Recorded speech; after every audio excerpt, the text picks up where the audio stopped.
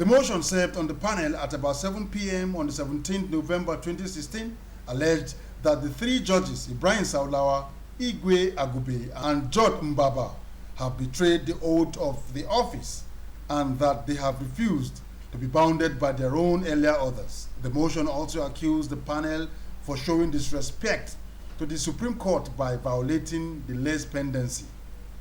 Justice Saulawa, who announced the receipt of the motion in the open court, said that it was politically motivated and diabolical. He added that his panel was constituted following the rejection by the earlier panel headed by Justice Sankei. He emphasized that his panel will do what is most reasonable and they will await the decision of the Supreme Court on the said motion.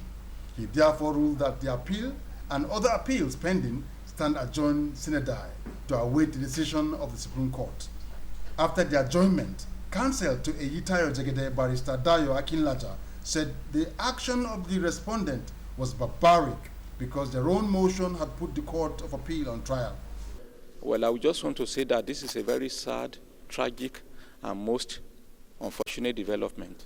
The reality is that everything is now crystal clear that the respondents who had all along done everything to ensure that the speedy and expeditious hearing and determination of the appeals were truncated have succeeded. So the tragedy here is that the judiciary of this country is on trial.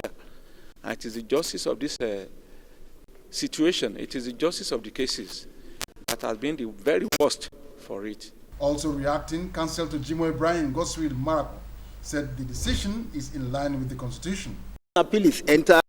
What happens is the court below must hands up the matter and wait for the decision of the upper court before it can take any decision. And that is exactly what they have done today. So it's the people that don't understand the law, they don't understand the judiciary, they think it's being used or abused. But no, the law is fair to all, the law is impartial, the law is actually blind, it doesn't see, it doesn't favor. The Supreme Court has fixed Tuesday, 22nd November 2016 for hearing the appeal filed by the Ali Modu Sheriff's faction of the PDP seeking the court to declare him the authentic chairman of the party. Joseph Kadiri, ITV News, Abuja.